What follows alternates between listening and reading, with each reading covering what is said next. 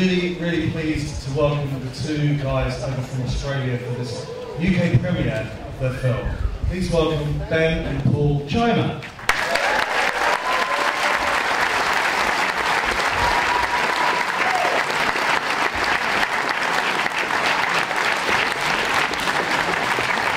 Guys, would you like to say a couple of words before your screening? Yeah, we're just very excited to be here. We haven't been back in the UK for 7 years now, I think. So yeah, it's something really special. And to be a part of FrightFest, which is such a prestigious film festival, it's just a great honour. And yeah, we're very excited about playing the film for you guys, and we hope you enjoy it. Thank you.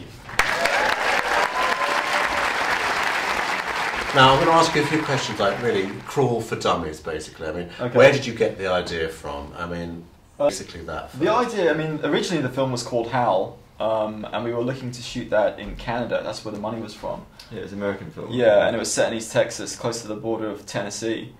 And yeah, and then the project fell through, unfortunately, as it usually does in independent filmmaking at the last moment. So yeah, then we ended up tweaking the script to make it and shoot it in Australia, where Ben and I live. And we turned it sort of more into a suspense thriller. Filmmaking-wise, I mean, did you go to school? Did you go to college? Where have you learnt your craft from? Well, we studied film studies in England at University of Gloucestershire. But that was primarily film theory, not actually filmmaking. So basically, yeah, for 3 years all we did was watch movies and talk about it, write about them, which to some people would probably sound quite boring, but we actually, yeah, really enjoyed it. So it was always on the cards that you two were going to work together? I think so. Yeah, it kind of sort of ended up that way.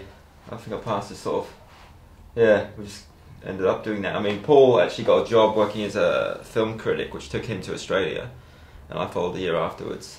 And It wasn't long after that until we formed our own company. Yeah.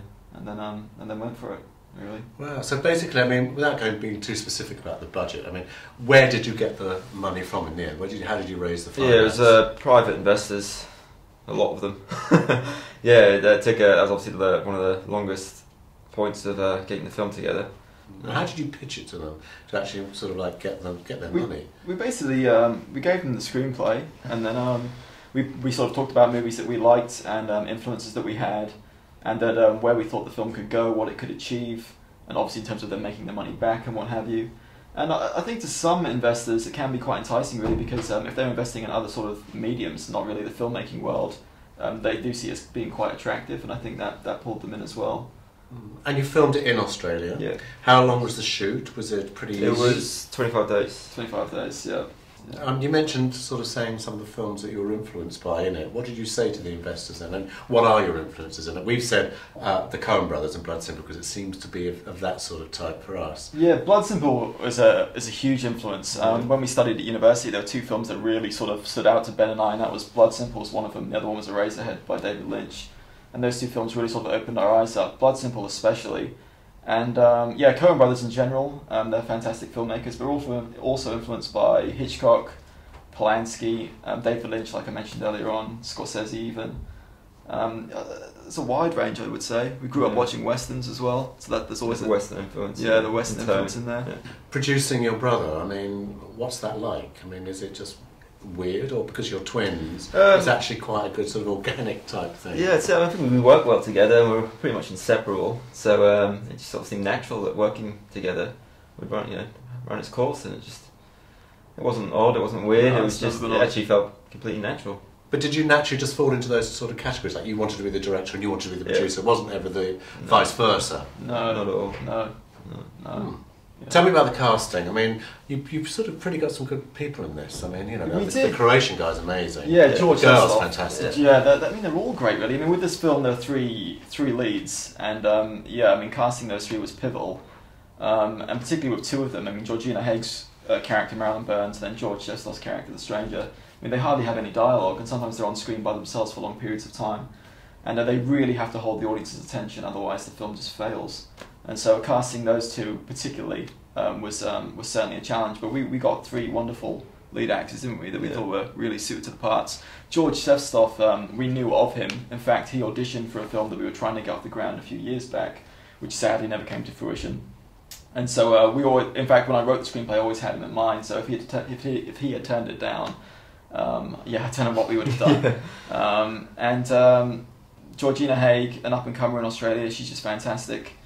We saw her in Whopper, where she graduated from there, from the acting school. Yeah, she really stood out. And she's she's just wonderful as well. And then there's Paul Holmes, who plays Slim, and he's a popular radio DJ in Queensland in Australia, so that's what he's known for. And he hasn't acted in a few years. Yeah, he's sort of a renaissance man. He's done a few things. He's been a game show host, drummer in a band, and all kinds of madness. Why Croatian? Croatian. Yeah, it's interesting. Because when the film was originally set in East Texas, it was Cajun, and then so we wanted just to stand out that a little bit more, not by saying it was just by making it foreign, but even with the film is shot in Australia, we wanted it to be as universally appealing as possible and not quintessentially Australian.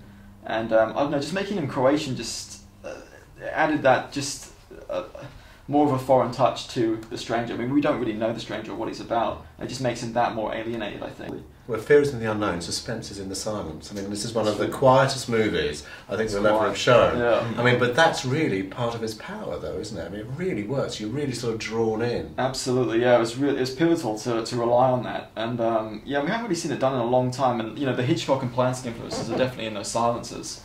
And when we were working with the composer, Christopher Gordon, who's fantastic, we were just over the moon that we got him on board. I mean, he's an AFI award winner, and he's done huge movies like Martian Commander and Daybreakers. And he really got it as well. He said, leave some scenes without any music, without any score, And I think he usually scored to character motivation. Beyond that, it was just we left it in silence. And it made it that much more dramatic, that much more tension bound. And I think it worked well. I mean, you had the world premiere, as you say, in Screenfest in Los Angeles.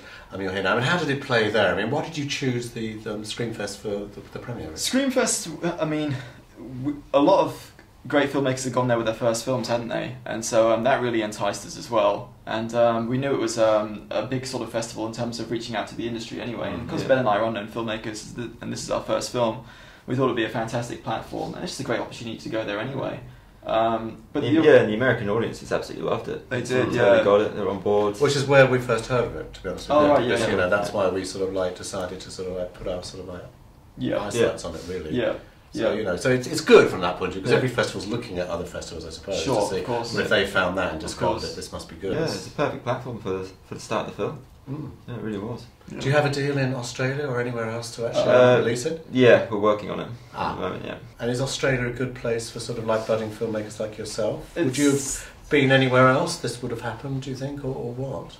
I don't know, I think, I mean, it might be obvious to say, I think if we were an American film, it might have opened a few more doors. I mean, we've had doors open, which is great, but Australia itself is probably, even though we are an Australian film, it's been the hardest place to break.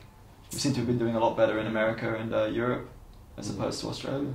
Even though we've played at 2 festivals in Australia already, 2 big ones, and we've got another one coming up at the end of this month in Sydney. Did you find it quite easy? I mean, it seems quite a complicated film when you look at it. I mean, was it? I mean, did you storyboard it quite a lot? We didn't. We had a very detailed shot list, and we stuck to that. And very detailed. Yeah, very, very detailed. It was very important. I mean, there's only 18 pages of dialogue, so the way that the camera moves and how the scenes play out is extremely important.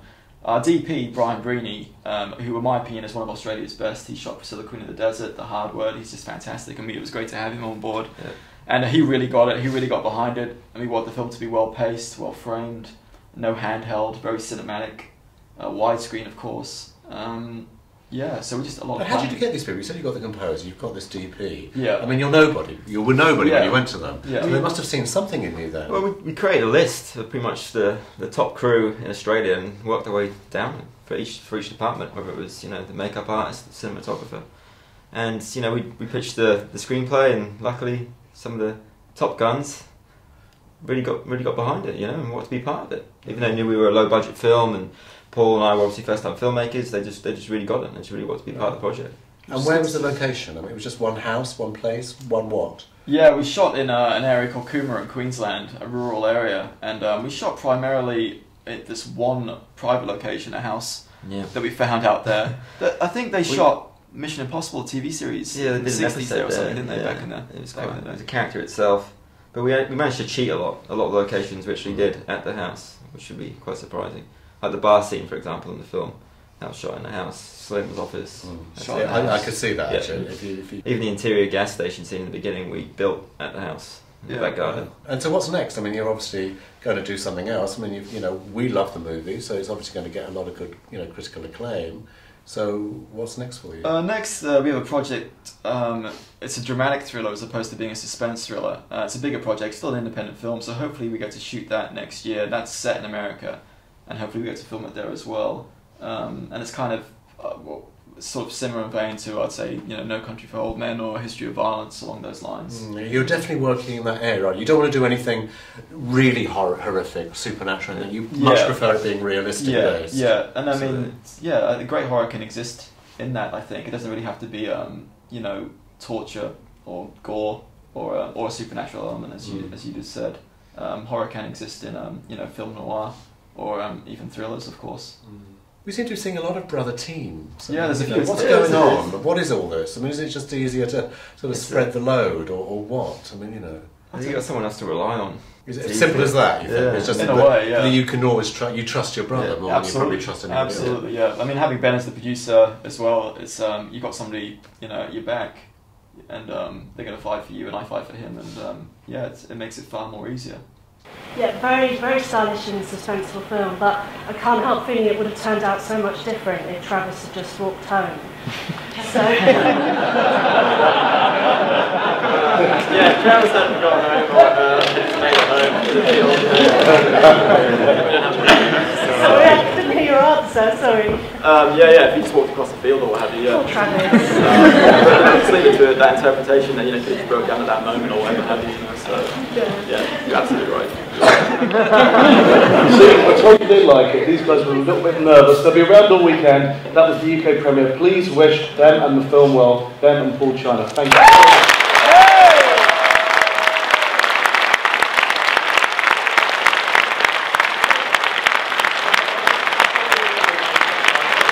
Ha ha ha.